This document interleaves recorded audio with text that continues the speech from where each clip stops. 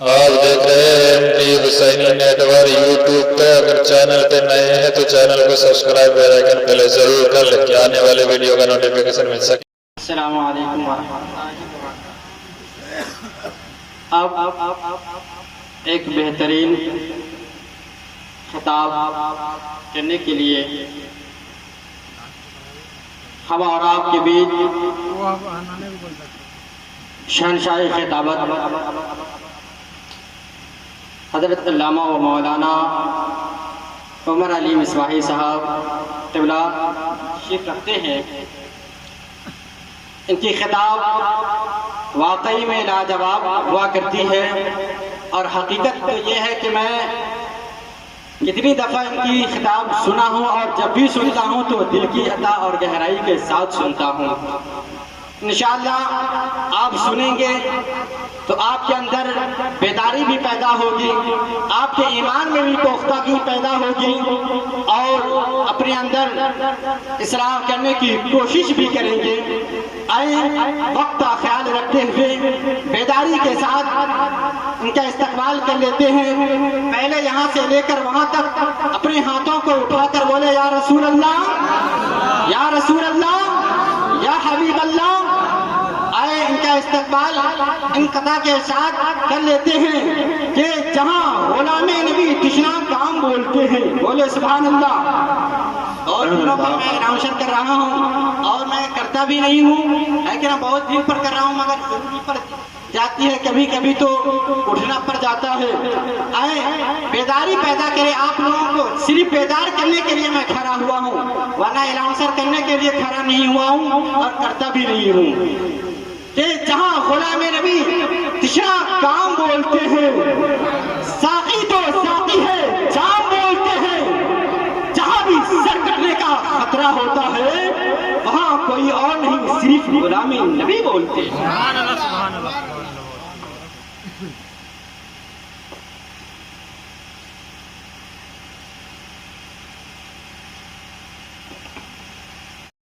ورحمۃ اللہ وبرکاتہ۔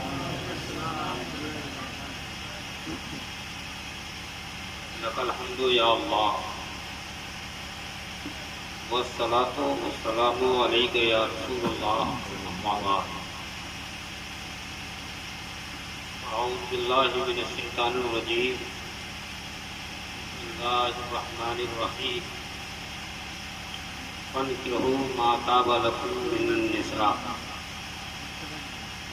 او کما قال اللہ تبارک و تعالی۔ وقال رسول اللہ صلی اللہ تعالی علیہ وسلم، تنکح المرأة لأربعین،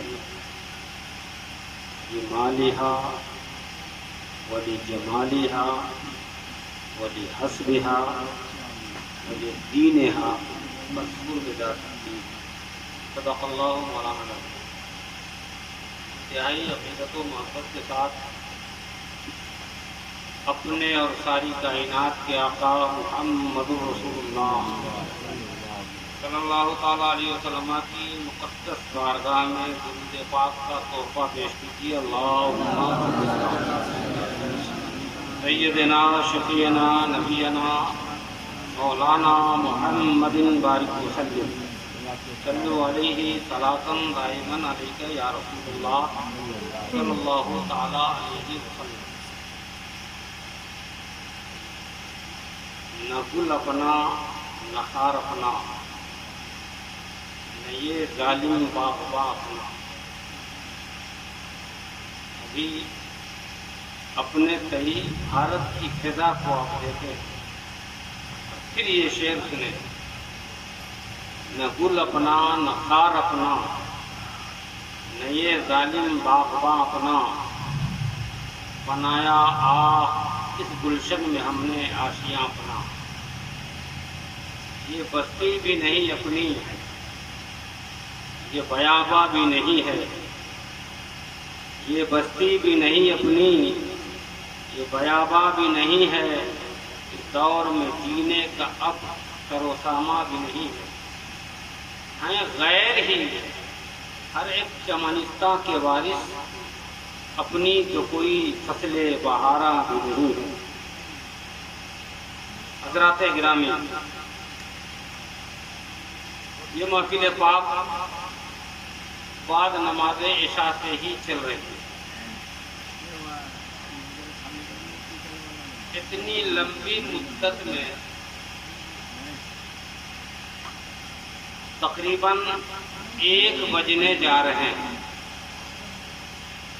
میں یہ نہیں کہوں گا لوگ جگے ہیں، میں یہ کہوں گا آدھا سے زیادہ بات ہے۔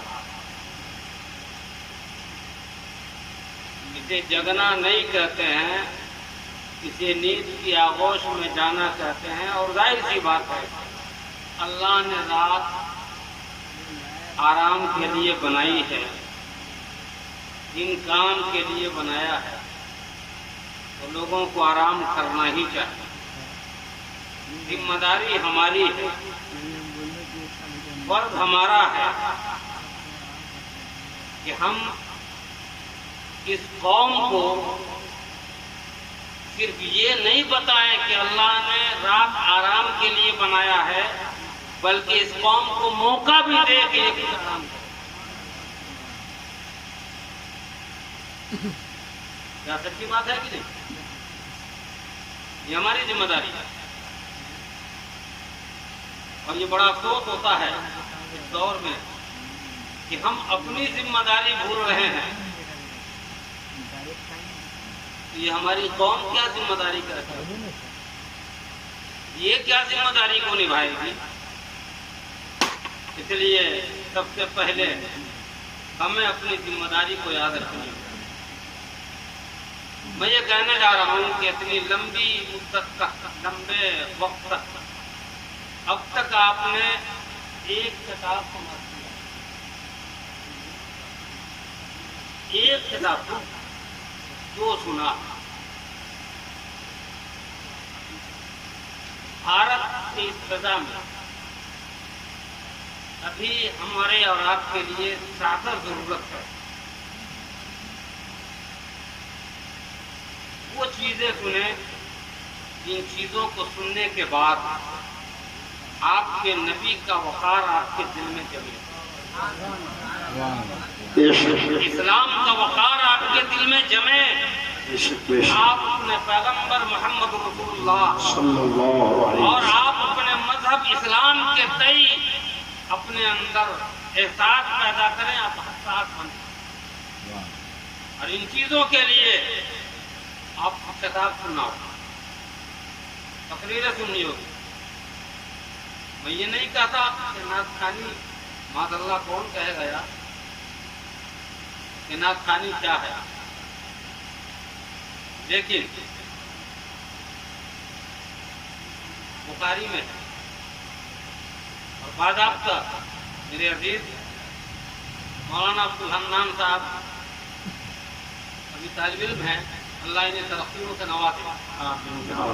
جب یہ دور حدیث میں جائیں گے 2 سال کے بعد پڑھیں گے، امام بخاری نے باضابطہ ایک باب متعین کیا، باضابطہ ایک باب ہے، آپ اس سے فیصلہ کر سکتے ہیں۔ ایک بات ضمناً کہہ دی جاتی ہے، ایک ایسی بات ہوتی ہے جس کو کہنے کا ارادہ کیا جاتا ہے، اس کے لیے تمہیدیں باندھی جاتی ہیں، اس کے لیے ایک ماحول سازگار کیا جاتا ہے، اسی کا نام باب ہے، اس کی اہمیت ہوتی ہے۔ باب متعین کیا ہے، باب وہ مایوس رہا ان یغلب علی الانسان حتی یصدہ عن الذکر والعلم والقرآن۔ امام بخاری نے اس باب کا نام رکھا، فرماتے ہیں ایسی شاعری جو انسان کے ذہن و دماغ پر غالب آ جائے اور غلبہ اتنا بڑھ جائے کہ قرآن کا ذکر، علم کا ذکر، نصیحتوں کی باتیں ختم ہو جائے، وقت چلا جائے۔ امام بخاری فرماتے ہیں کہ شاعری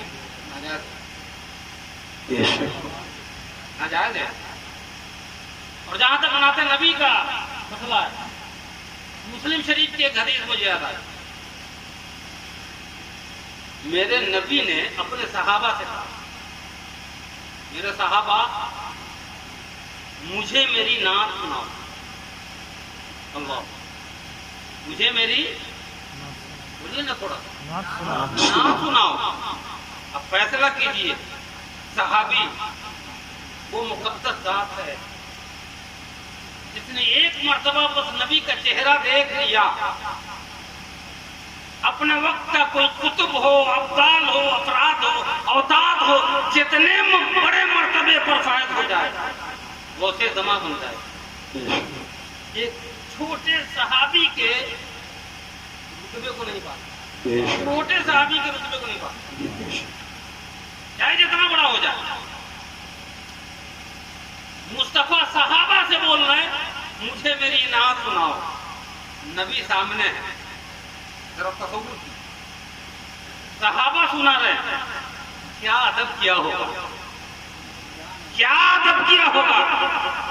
صحابہ کے ادب کا تو یہ انداز ہے کہ مصطفیٰ جب وضو فرماتے ہیں اور نبی کا غسالہ گرتا ہے تو زمین پر گرنے دینا گوارا نہیں کرتے، اپنے ہاتھوں میں لے کے کوئی چہرے پر ملتا ہے، کوئی سینے سے لگاتا ہے، مصطفیٰ کے غسالہ کو زمین پر آنے نہیں دینا چاہتے۔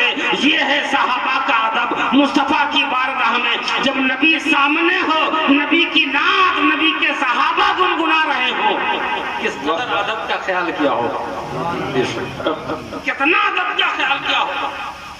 حضرت کعب بن مالک کھڑے ہوئے،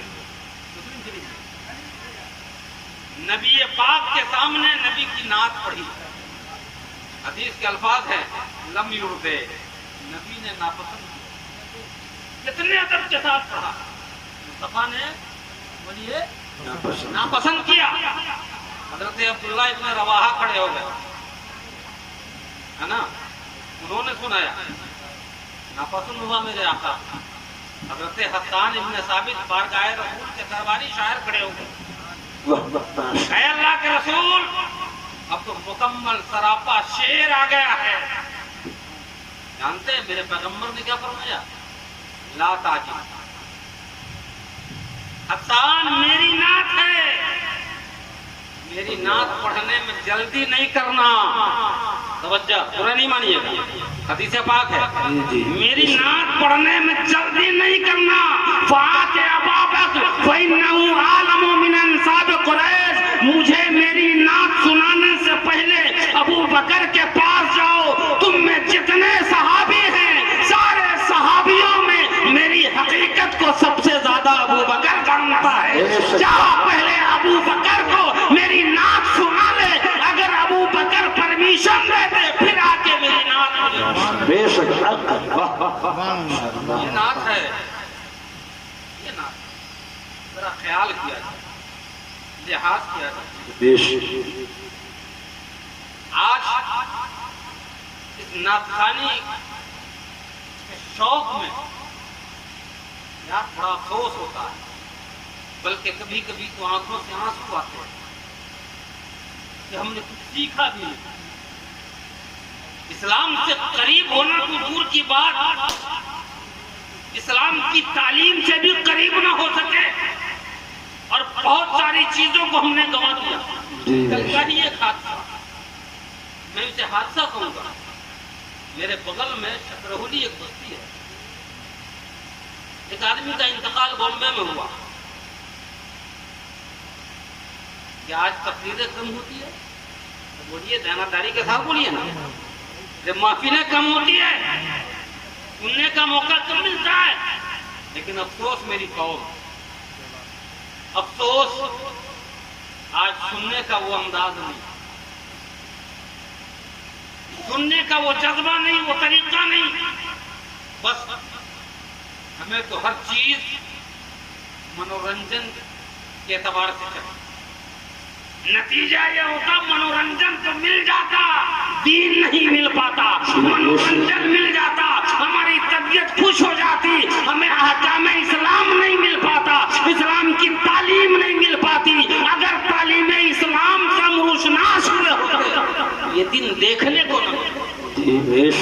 بامبے میں انتقال ہوا، لاش آئی، جب میں دیکھنے کے لیے گیا، میری اپنی ایک عادت ہے، میں ایک ایک چیز پر غور کرتا ہوں، عادت میری چاہے بری ہو ایک ایک چیز پر غور کرتا ہوں، سر مکمل اٹھا ہوا نظر آ رہا۔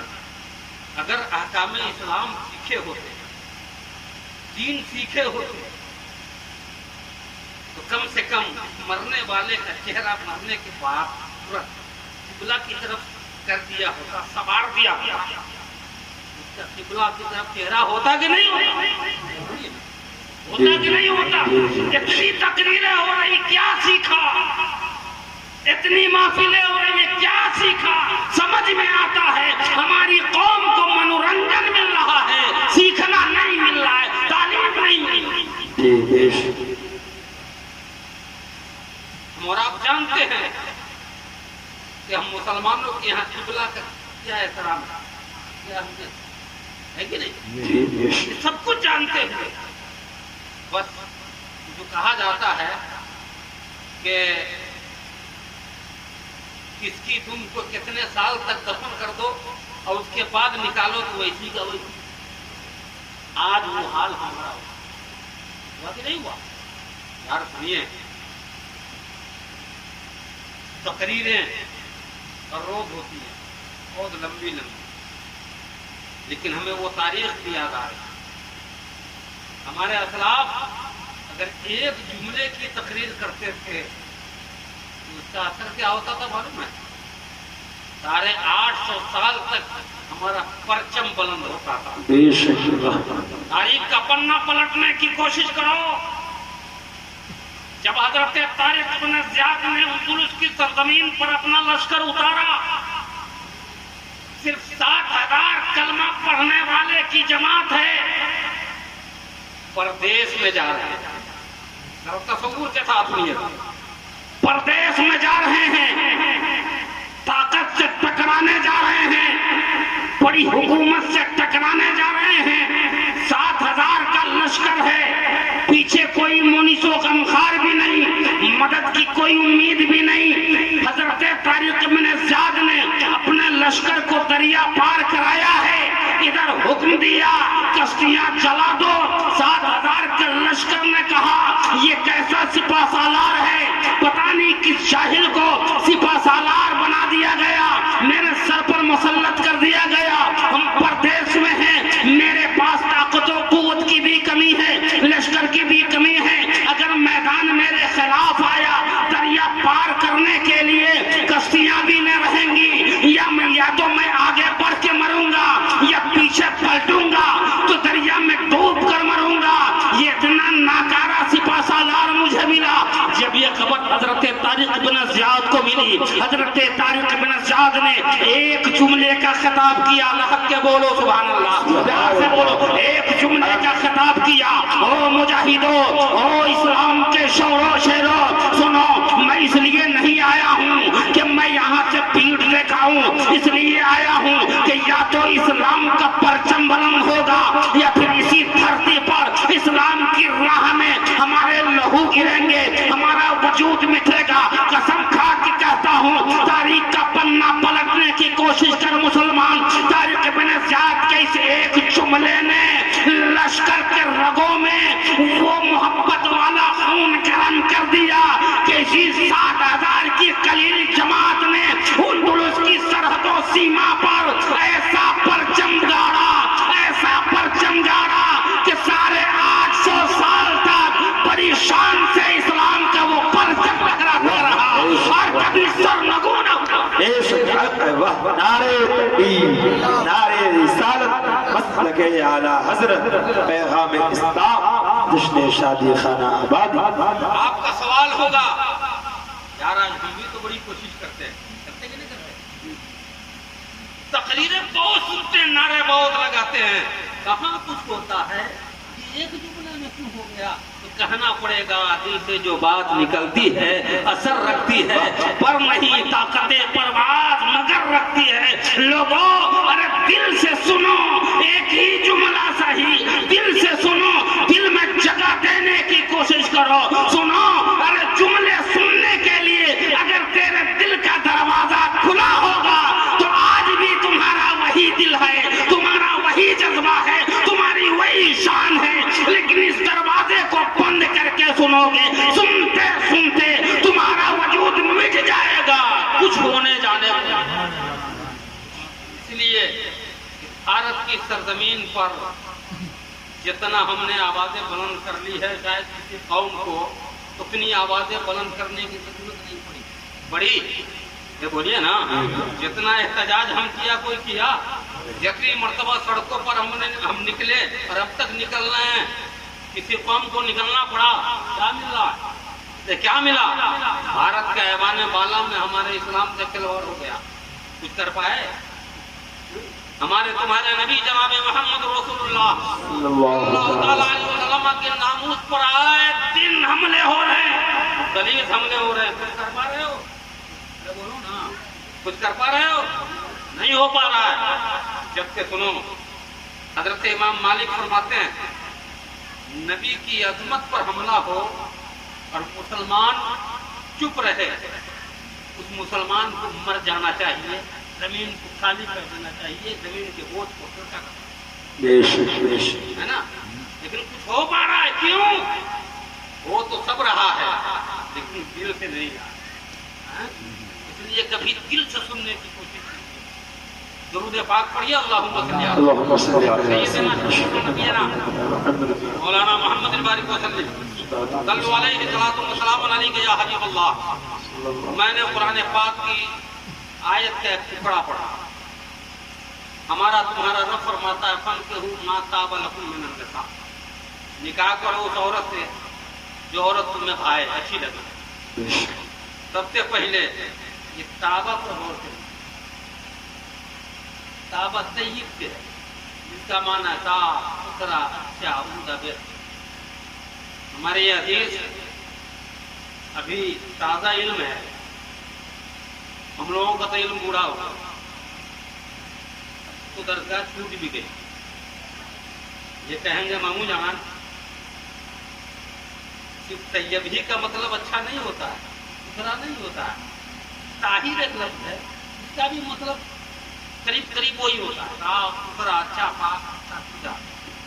کیا جب تھا، توجہ، کیا جب تھا بجائے طابہ کے قرآن کی یہ آیت اتر جاتی فَانكِحُوا مَا طَهَرَ لَكُم مِّنَ النِّسَاءِ، یہ آیت اتر جاتی، مطلب تو وہی ہوتا۔ ہمارے علماء قریبان پکڑ کے گھسیٹ کر کہیں گے نادان کیا بول رہا ہے، لا تبدیل لکلمات اللہ، اللہ کے کلام میں تبدیلی کرنے کی کوشش کر رہا ہے۔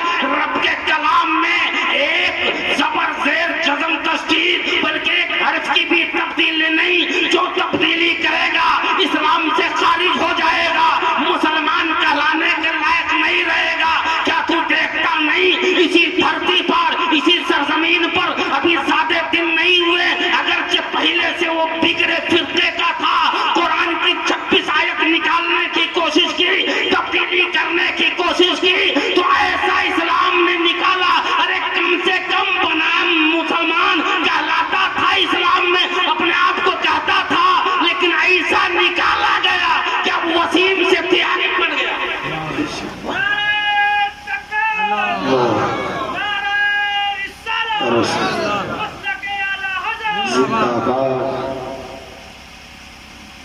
اس لیے اللہ کے کلام میں کوئی تبدیلی نہیں، پھر ہم نے کہا مفہوم تو وہی ہے، کہا صحیح سے پڑھیے۔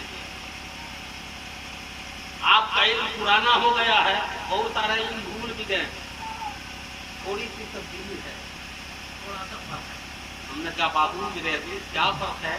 یہ کہیں گے طیب اس وقت بولا جاتا ہے جب اندر کی صفائی باطن کی ستھرائی مقصود ہو، باطن کی پاکیزگی مقصود ہو، اس وقت طیب کا لفظ استعمال کیا جاتا، ظاہر کو صاف کرنے کے لیے طاہر کا لفظ استعمال کیا جاتا۔ پتہ یہ چلا قرآن کا منطوق ہے، قرآن کا انداز یہ بتا رہا ہے فَانكِحُوا مَا طَابَ لَكُم مِّنَ النِّسَاءِ، یعنی قرآن ہم سے مطالبہ کر رہا ہے، اے لوگوں جب اپنے بیٹوں کا رشتہ کرو، اپنی بیٹیوں کا رشتہ کرو، مَا طَابَ لَكُم، تو تم اس کا انتخاب کرو جس عورت کے اندر پاکی ہو، اندر ستھرائی ہو، اس کا باطن صاف و ستھرا ہو۔ اگر تم باطن صاف و ستھرا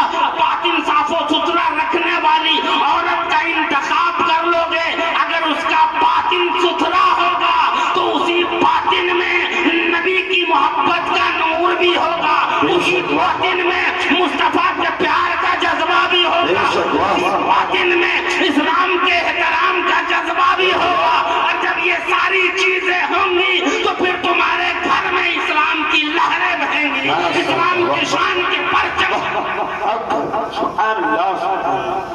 اور اسی آیت کے مفہوم کو میرے پیغمبر نے سمجھایا، تنکح المرأۃ لأربعین، مشکات میں حدیث ہے، بخاری میں ہے، مسلم میں، تنکح المرأۃ لأربعین، عورتوں سے نکاح 4 چیزوں کی بنیاد پر، کتنے چیزوں کی بنیاد پر؟ 4 چیزیں، عورتوں سے نکاح کتنی 4 چیزیں، 4 چیزیں۔ میرے نبی نے فرمایا لمالہا، سب سے پہلے مال، شاید ابھی کا زمانہ میرے مصطفیٰ نے آج سے 1400 سال پہلے بتا دیا کہ وقت آئے گا میرا کلمہ پڑھنے والی میری امت اس کو پہلے ترجیح دے گی، اس لیے میرے نبی نے فرمایا لمالہا، مال جب بھرپور مل گیا تو اب لجمالہا، اب دیکھا جائے گا لڑکی کیسی ہے نا، یہی نہ ہوتا، یہی نہ ہوتا، بالکل جیسے ہم کرتے ہیں میرے نبی نے 1450 سال پہلے ویسے ہی سمجھایا، ویسے ہی سمجھایا، بولے جمالہا، اب یہ لڑکی مل گئی خوبصورت، اب تیسرے ٹھوکر میں بولے حسبہا، اب کان دیکھ لیجیے ذرا گھر خاندان کیسا ہے نا، یعنی تیسرا نمبر، چوتھا کو کوئی نہیں بولے، دیکھتا ہے دور میں ایک کا دکھتا، چوتھا نمبر ہے وہ دین ہے، دین کی بنیاد۔ کیا ہوتا ہے پٹاخے کو؟ سنیے میرے نبی نے فرمایا 4 چیزوں کی بنیاد پر نکاح ہوتا، مال دیکھ کر ہوتا، جمال دیکھ کر ہوتا، خاندان دیکھ کر ہوتا، اور دیکھ کر ہوتا ہے نا، لیکن پوری حدیث کھنگالو، علماء سے پوچھو، کہیں بھی نہیں ملے گا کہ میرے نبی نے فرمایا ہو فَاظْفَرْ بِذَاتِ الْمَالِ، فَاظْفَرْ بِذَاتِ الْجَمَالِ، فَاظْفَرْ بِذَاتِ الْحَسَبِ، لیکن جب باری آئی دین کی، باری آئی مذہب کی، باری آئی اسلام کی، تو پھر میرے پیغمبر نے فرمایا فَاظْفَرْ بِذَاتِ الدِّينِ، اے لوگوں دیندار عورت کا انتخاب کر لو، یعنی اس عورت کا انتخاب کرو جس کے دل میں قرآن کے جلوے بسے ہوں، نبی کی پیاری حدیث کے جلوے بسے ہوں، اس عورت کا انتخاب کرو جس کے دل میں اسلام کے جذبے بسے ہوں، یا عورت یہ چیزیں لے کر آئیں گی، اسلام کے جذبات اس کے سینے میں ہوں گے، مصطفیٰ کا پیار اس کے دل میں ہوگا، قرآن کی اہمیت اس کے دل میں ہوگی، یقیناً وہ عورت سمجھے گی یہ میرا سسر میرا باپ ہے، میری ساس میری ماں ہے، میری نند میری بہنیں ہیں، ارے باپ کو باپ کا پیار دو، ماں کو ماں کا پیار دو، اور بہنوں کو بہنوں کا پیار دو۔ جب یہ جذبہ لے کر ہمارے گھر میں نیک فطرت خاتون آئے گی، اس گھر میں کبھی جھگڑے نہیں ہوں گے، اس گھر میں کبھی لڑائی نہیں ہوگی، بلکہ مصطفیٰ کی رحمتوں کی سوغات۔ کاش مسلمان نبی نے تمہیں جو طریقہ دیا ہے اس طریقے کی پیروی کیا ہو، اس کو اپنایا ہوتا۔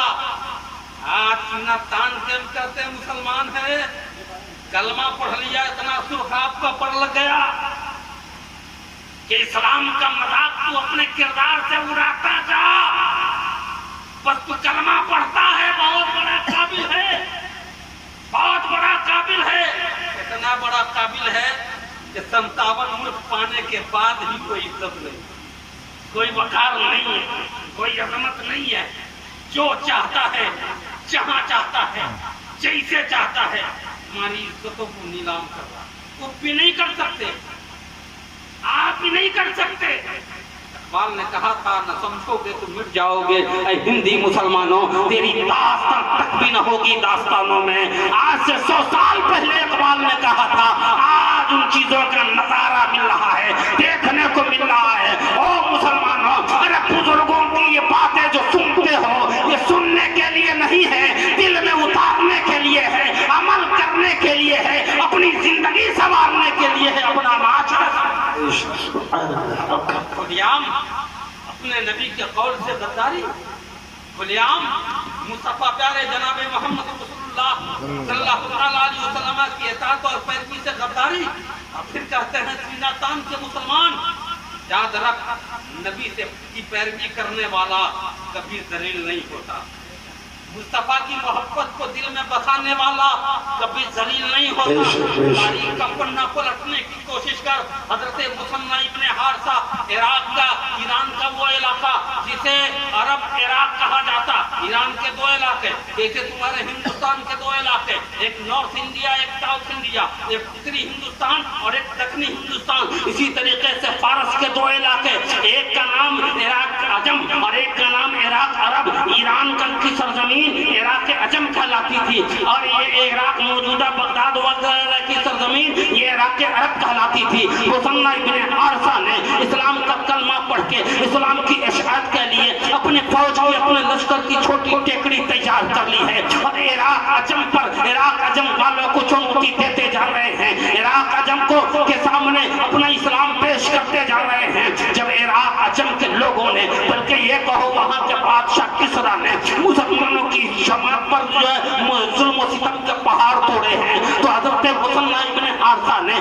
بارگاہ خلافت میں حضرت امیر المومنین عمر ابن خطاب کی بارگاہ میں خبر بھیجا، ہم اسلام کی اشاعت کر رہے ہیں، یہ کسریٰ اسلام کو پھیلنے نہیں دیتا ہے، بلکہ حال یہ ہے کہ میری جماعت کا ایک گمنام مسلمان، میری جماعت کا ایک گمنام مسلمان، ایک گمنام کلمہ پڑھنے والا جسے کوئی جانتا نہیں ہے، عراق عجم کے علاقے میں جیسے وہ پرویش کرتا ہے، نام حریش ہے، اس کو کسریٰ نے پابند سلاسل کر دیا ہے، اس پر ظلم و ستم کے پہاڑ ٹوٹ پڑ رہے ہیں۔ قسم کھا کے کہتا ہوں لوگوں، اسلام یہ ہوا کرتا تھا، حضرت عمر ابن خطاب نے جیسے سنا کہ ایک کلمہ پڑھنے والا، اس دھرتی پر کلمہ پڑھنے والا ایک مسلمان کس آگے سے ظالم و جابر کے قید و بند میں زندگی گزار رہا ہے، عمر ابن خطاب کے جسم میں، عمر ابن خطاب کے بازوؤں میں اور ان کے دل میں اور ان کے وجود میں جو لہو ہے، قسم خدا کی وہ لہو عشق مصطفیٰ کا شرارہ لیے،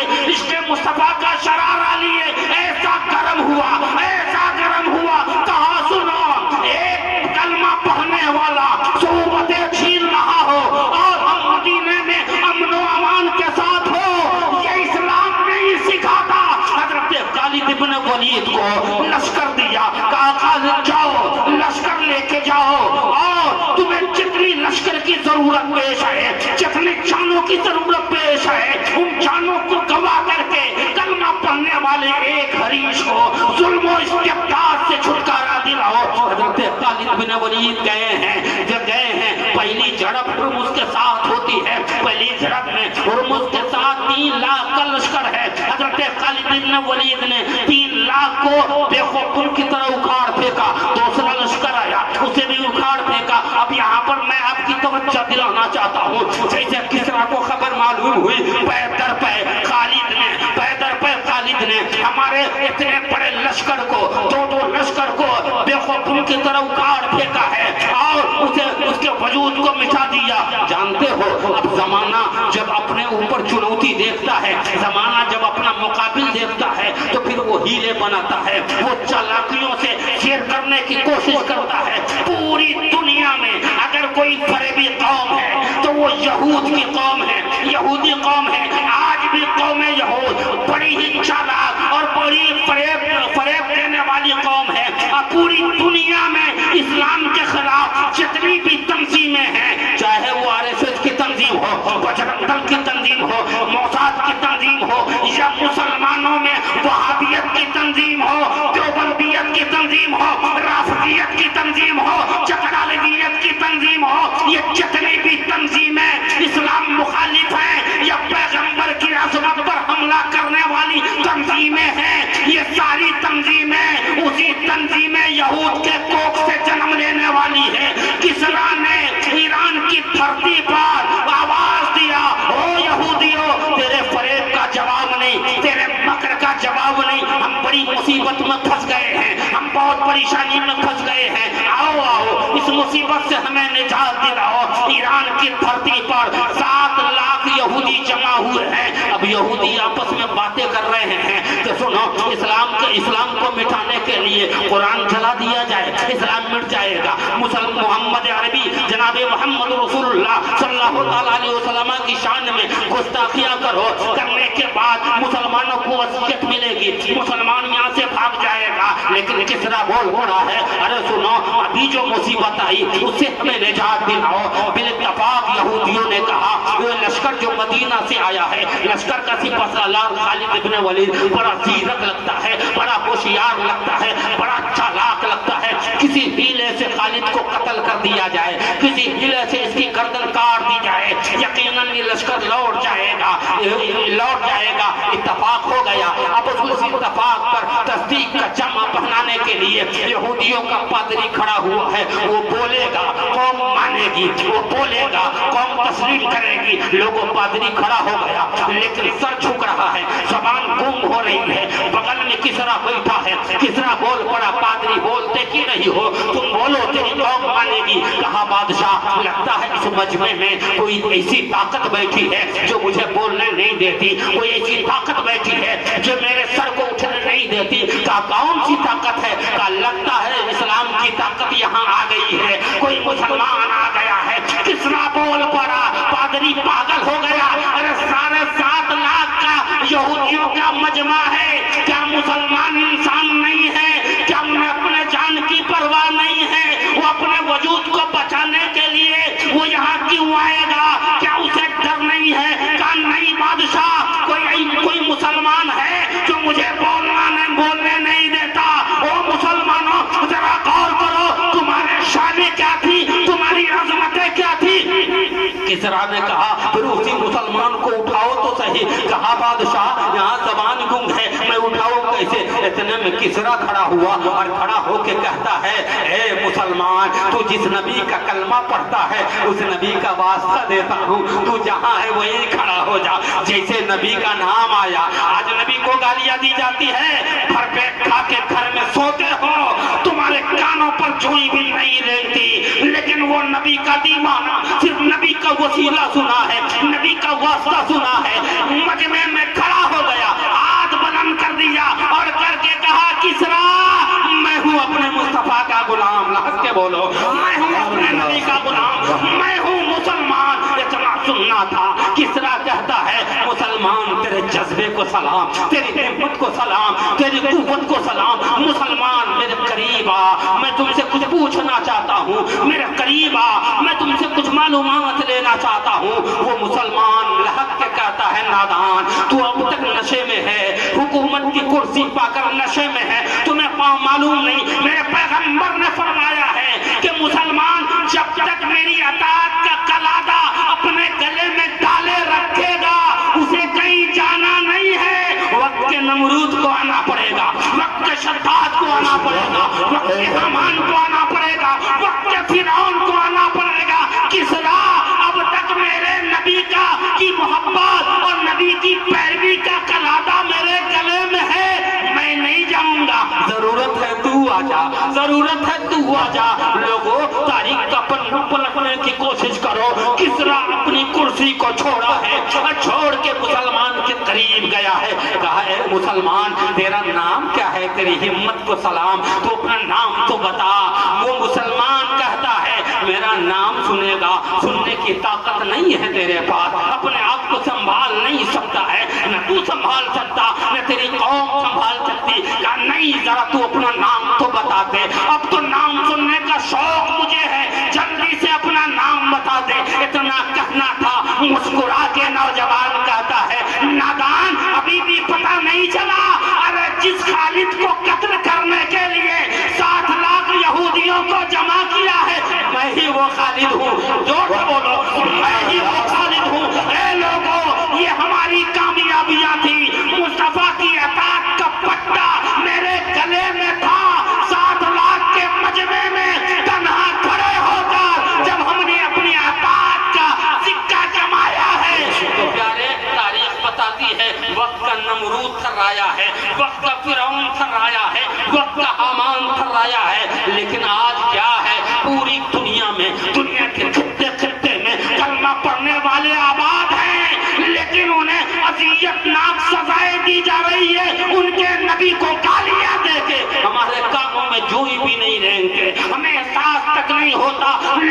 وجہ کیا ہے؟ وجہ یہ ہے کہ ان کے سینے میں نبی کی محبت تھی اور ان کی زندگی کا عمل مصطفیٰ کی اطاعت میں گزرتا تھا. رب نے ایسی کامیابی عطا کی تھی کہ ظلم کے نرخے میں بھی ہوتے تھے, تنہا ہوتے تھے تو اسلام بلند ہوتا تھا. کفر قائم و قاتل.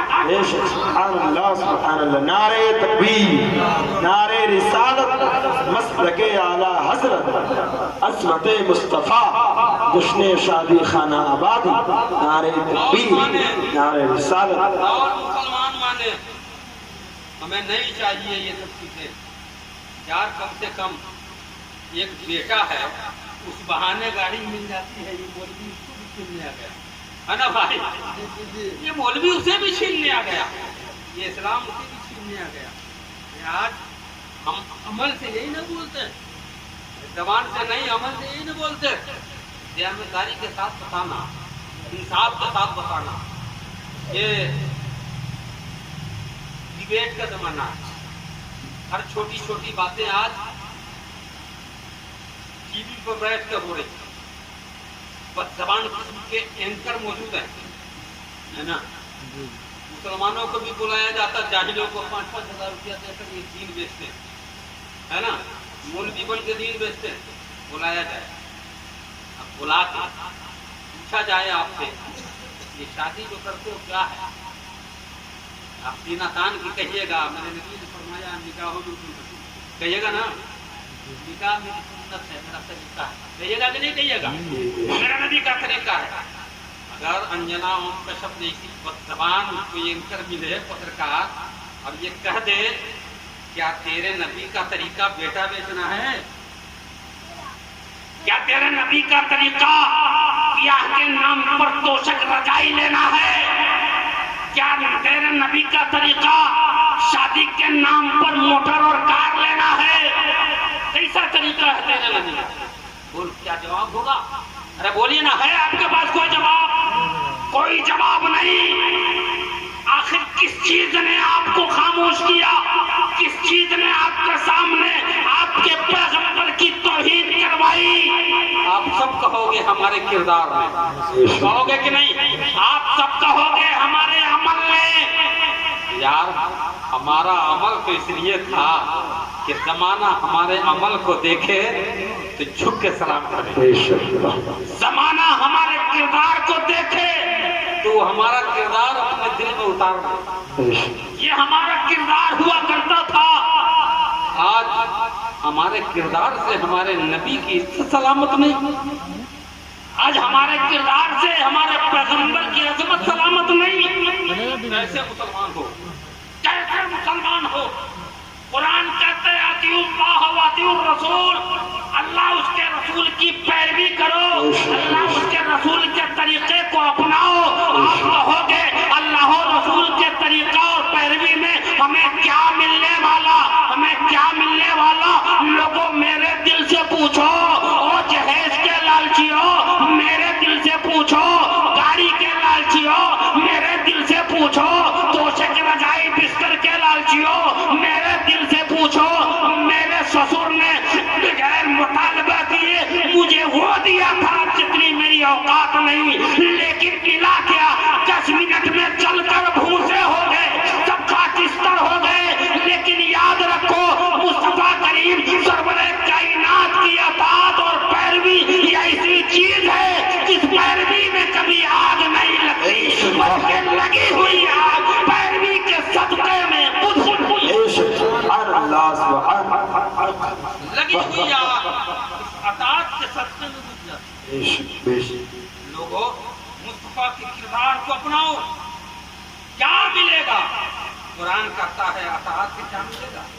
تم کامیابی ڈھونڈ رہے ہو جہیز میں, تم کامیابی ڈھونڈ رہے ہو گاڑیوں میں, تم کامیابی ڈھونڈ رہے ہو 2-4 لاکھ روپیے میں, کیا ہے کتنے دن تک. لیکن سنو قرآن کہتا ہے من یطع اللہ و رسولہ فقد فاز فوزا عظیما, اللہ اس کے رسول کی پیروی کر لو بہت کامیاب, بہت کامیاب, اتنا کامیاب کہ تصور بھی نہیں کر سکتے. تاریخ کا پنہ پلٹیے, مال سے آج تک کوئی کامیاب نہیں ہوا، کوئی نہیں کامیاب ہوا۔ ہندوستان کی دھرتی پر سرکار خواجہ غریب نواز بہت بڑی دولت سے ٹکرانے آئے تھے کہ نہیں آئے تھے؟ ٹکرایا بھی، کیا لے کے آئے تھے؟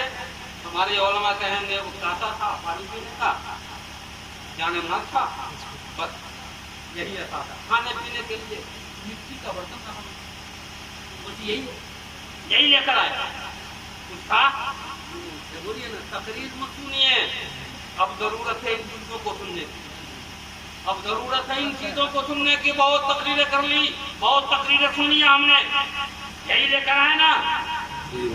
قربان جا مسلمان، اس ظلم و ستم کی دھرتی پر بغیر مال کے کامیابی کا ایسا جھنڈا گارا کہ اب تک ہم نظر آ رہے ہیں، آپ نظر آ رہے ہو، خواجہ والا چہرہ نظر آ رہا ہے، نبی والا چہرہ نظر آ رہا ہے، اسلام والا چہرہ نظر آ رہا ہے۔ مال سے یہ چہرہ نہیں نظر آتا، نبی کی اطاعت اور پیروی سے۔ راجا کا واقعہ سنتے ہیں، لیکن کیا سننے کے لیے کہ کچھ اور بھی کرنے کے لیے؟ آؤ خواجہ غریب نواز کے واقعے سے ایک بات میں آپ کو بتاؤں۔ جب سرکار خواجہ غریب نواز یہاں آئے، ہمارے علماء سناتے رہتے ہیں بہت حملہ ہوا، کبھی کوئی پانی بند کر رہا ہے، کبھی کوئی کچھ کر رہا ہے، کبھی نماز اٹھا رہا ہے، کبھی نماز ہوا تھا نہیں ہوا تھا؟ ایک حملہ ہوا، اب تک جو حملہ ہوا وہ غریب نواز پر تنہا، لیکن اب جو ہوا مسلمانوں پر، غریب نواز اور غریب نواز کے ساتھ جتنے ہیں سب پر۔ اس کا حملہ جو بھی جیپال کا ہے نا، جادو کا حملہ، سرکار غریب نواز نے حصار کھینچا، کہیں حصار نہیں کھینچا تھا، کسی ظلم کے وقت حصار نہیں کھینچا، لیکن اب کھینچا۔ لوگوں نے کہا حضور کیا ہوگا، یہ تو پانی برسا رہا ہے، آگ برسا رہا ہے، پتھر برسا رہا ہے۔ میرے غریب نواز نے کہا میرے کھینچے حصار کے اندر رہو، کچھ نہیں ہوگا۔ اندر سے باہر نکلو گے پھر میری ذمہ داری نہیں۔ آؤ تصور میں ڈوب کر غریب نواز سے پوچھو، اے غریب نواز، پانی پہ پہرے لگائے گئے، آپ نے حصار نہیں کھینچا۔ غریب نواز، اونٹ بیٹھنے کی جگہ پر جگہ سے آپ کو اٹھایا گیا، حصار نہیں کھینچا۔ پرتھوی راج نے ظلم کی انتہا کر دی، حصار نہیں کھینچا، لیکن جوگی جیپال جب آگ برسا رہا ہے، پانی برسا رہا ہے، جوگی جیپال جب پتھر برسا رہا ہے، اے غریب نواز آپ حصار کیوں کھینچ رہے ہیں؟ جب تصور میں سوال کرو گے تو حضرت غریب نواز تمہیں اسلام کا پورا طریقہ بتائیں گے، نبی کی پیروی کا پورا طریقہ بتائیں گے، اور یہی کہیں گے نادان، ارے سمجھ میں نہیں آتا۔ اب تک غریب نواز معین الدین پروار تھا، لیکن اب تو بشمول مسلمان اجتماعی وار ہے، اجتماعی حملہ ہے۔ سنو میرے حصار میں آ جاؤ، اس میں رہو گے، محفوظ رہو گے۔ ہم نے پلٹ کے پوچھا غریب نواز آپ کا حصار نہیں سمجھ میں آیا، کہا نادان، ارے حصار کو سمجھو، جب اجتماعی حملہ ہو، ظلم و ستم ہو، پیچھے مصطفیٰ نے اپنی پیروی اور اطاعت کا حصار تمہیں دے دیا۔ مصطفیٰ کی پیروی میں رہنا، نبی کی اطاعت میں رہنا، اطاعت سے نہ نکلنا، پیروی سے نہ نکلنا، حفاظت تیری ہوگی، محفوظ تو رہے گا، تیری بچی رہے گی، شان تیری بچی ہوگی۔ کیا آج اس دور میں مصطفیٰ کی اطاعت اور پیروی کا حصار ہمیں آواز نہیں دے رہا؟ ارے بول نا بھائی، آواز نہیں دے رہا؟ یار بڑی غفلت میں پڑے ہو، وہ وقت آ رہا ہے مرما بھول جاؤ گے، وہ وقت آ رہا ہے اپنے بیٹوں کے ملے ہوئے جہیز پر خوش ہونے والوں، یہ خوشی 2 لمحے کی ہے، وہ وقت آنے والا ہے، یہ سارا احساسہ تمہارے گھر میں رہے گا، لیکن اندرس بھول جاؤ گے، حسنیاں بھول جاؤ گے۔ اور میں بڑی ذمہ داری کے ساتھ بغیر کسی ڈر اور خوف کے یہ بات کہہ رہا ہوں، اس بھارت کی سرزمین پر ایک جوڑیے کا قانون ہے نا بھائی؟ عمل ہے؟ بولیے نا، عمل ہے نہیں ہے؟ ایک قانون بنا ہوا ہے یار، اس پر عمل نہیں ہے۔ اور نیا قانون طلاق ثلاثہ لایا گیا کہ نہیں لایا گیا؟ کیا ضرورت تھی؟ لوگ تباہ ہیں. جوڑی ایکٹ کے قانون کو مضبوطی کے ساتھ نافذ کر کے تم ہمیں بچا سکتے تھے، لیکن نہیں، نیا قانون لایا ہمیں کچھ کرنے کے لیے. سمجھ میں آ رہا ہے کیوں؟ وجہ یہ ہے کہ آج تمہاری ہماری حالت آئرن بجلی سے لے کر کے فرنیچر تک، گاڑی تک، فریج، واشنگ مشین تک جو بھی ہے کسی کے پاس. بولیے نا، کماتے ہو، ہم نے دیکھا ہے کمانے والوں کو رات بھر کھٹے گا اور صبح میں جب جگہ نہیں ملے گی چپل کو سامنے کر کے اسی کا تکیہ بنا کے اور سو جائے. یار بڑی محنت سے پیسے کمائے جاتے. غلط بول رہا ہوں؟ اتنی مشقتیں اٹھا کر پیسے کمائے جاتے. ہمارے دشمن سمجھ رہے ہیں کہ اس کو رہنے دو، عملی جامہ نہ پہناؤ، اس لیے کہ یہ مال جائے گا کہاں؟ ہمارے ہی پاس آئے گا. اگر ٹکلی لیں گے ہم سے ہی لیں گے، ریبن لیں گے ہم سے ہی لیں گے، زیور لیں گے ہم سے ہی لیں گے، فرنیچر لیں گے ہم سے ہی لیں گے، کپڑے لیں گے ہم سے ہی لیں گے. ان کے پاس تو کچھ ہے ہی نہیں. ان کا مال اس نام پر وصولو اور بٹورو، انہیں کھوکھلا کرو، کمزور کرو. اے مسلمان، تمہیں ذرہ برابر سمجھ نہیں ہے، ذرہ برابر سمجھ نہیں. تم اس پہ اتراتے ہو اور اترا کے خوب اترا کر تم خوب اتراتے ہو، اور ایسا اتراتے کہ تمہارے وجود سے اسلام کی صورت مسخ ہوتی، تمہارے وجود سے اسلام کا مذاق اڑتا، دولت میں بھی کمی ہوتی، تمہارا دشمن خوشحال ہوگا اور دشمن طاقتور ہوگا، تو کمزور ہوگا. تو آخری نتیجہ یہی ہوگا کہ تو یہاں کا نہیں ہے، جہاں کا ہے جہاں کا ہے وہاں جا. پھر احتجاج کرنے سے کچھ ملنے جلنے والا نہیں. یہ خدا کے واسطے میرے نبی نے فرمایا شادیوں کو آسان،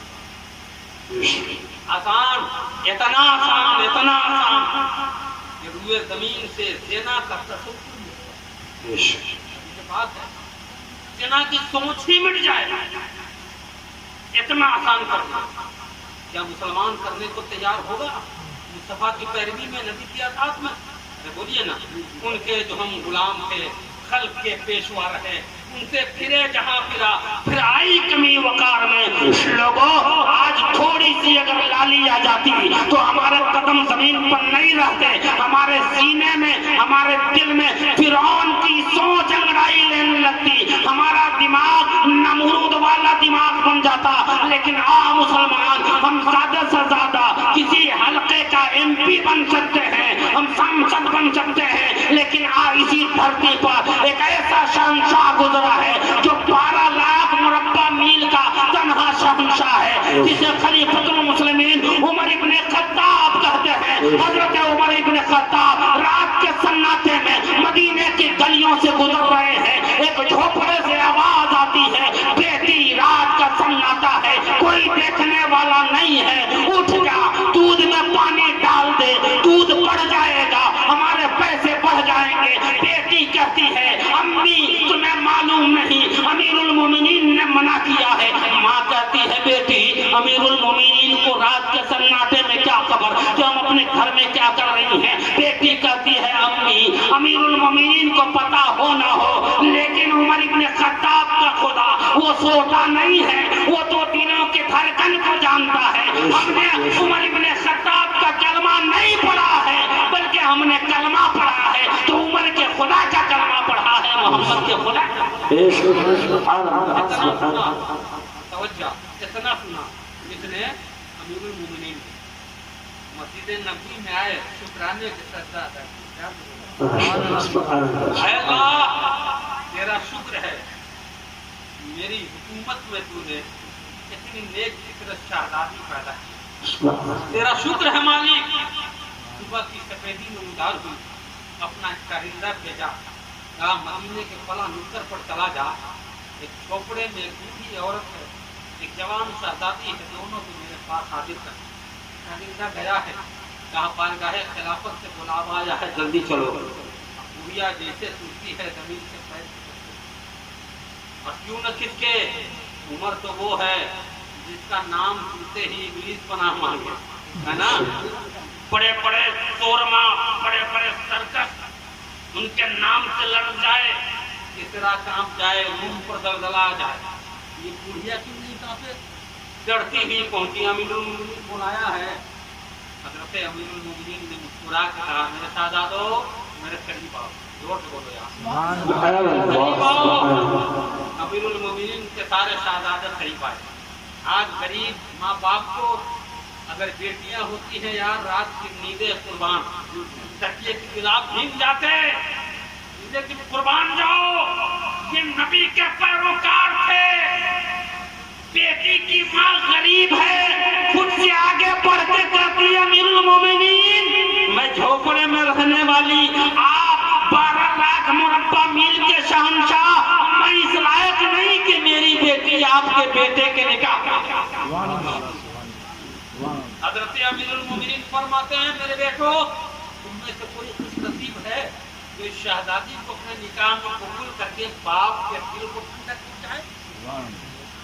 ضعیفہ بول پڑی امیر المومنین کیا کر رہے ہو؟ میں ایک تک کھاتی ہوں، کئی وقت کہتے تھے۔ حضرت امیر المومنین فرماتے یہ عطاعت ہے، یہ پیروی ہے۔ کیا ضعیفہ نہ میں نے تیرا مال دیکھا ہے، نہ تیری دولت دیکھی ہے، نہ تیرے کھانے کو دیکھا ہے، نہ تیرے سرمایے کو دیکھا ہے، ہاں میرے پیغمبر نے فرمایا، میرے نبی نے فرمایا کہ جب عورت دیندار مل جائے فرض پر بذات دین، دیندار عورت کا انتخاب کر لیا جائے، میں نے تیری بیٹی کو اپنی بہو بنانا اس لیے گوارا کیا ہے کہ تیری بیٹی میں کچھ ہو نہ ہو، نبی کا پیار تو ہے، اسلام کی محبت تو ہے، نبی کی اطاعت تو ہے، اسلام کی محبت تو ہے، شعار اسلام پر چلنا تو ہے، اسلام میں زندگی گزارنا تو ہے۔ میرے نبی نے فرمایا ہے مسلمانوں اسلام کو ترجیح دو، ہم نبی کے غلام ہیں۔ حضرت عمر ابن خطاب رضی اللہ تعالیٰ عنہ کی بے شمار اولادیں ہیں، لیکن تاریخ پڑھو حضرت عمر ابن خطاب کی کسی نسل میں کسی اور نسل میں اللہ نے وہ برکت عطا نہیں کی جتنی کس نسل میں برکت عطا کی۔ اللہ نے اس بچی کے کوکھ سے ایک بچی پیدا ہوئی اور پھر اس بچی کے کوکھ سے وقت کا شہنشاہ خلیفہ عادل عمر بن عبدالعزیز اور جب روئے زمین پر آتا زما میں حکومت اپنے ہاتھ میں لیتا ہے، دیکھنے والوں نے دیکھا کہ ایک ہی پنگھٹ پر شیر اور بکریاں پانی پی رہی ہے، لوگوں نے کہا یہ عجب ماجرا ہے، شیر اور بکری کی دوستی کیسی؟ کہنے والوں نے کہا عمر بن عبدالعزیز جیسا عادل خلیفہ اس روئے زمین کو مل گیا ہے جس کے عدل و انصاف کو یہ جانور بھی سمجھ رہے ہیں۔ او مسلمانوں میں تم سے کہہ رہا ہوں نبی کی اطاعت کو اپنے سینے میں بساؤ، آج بھی وہی عدل ہوگا، وہی انصاف ہوگا، ورنہ عدل کی گہار لگاتے رہو گے، انصاف کی بھیک مانگتے رہو گے۔ انصاف اور عدل یہ تمہیں غیروں کی چوکھٹ پر نہیں ملنے والی، اگر ملنے والی ہے تو نبی کی بے شک سبحان اللہ سبحان اللہ۔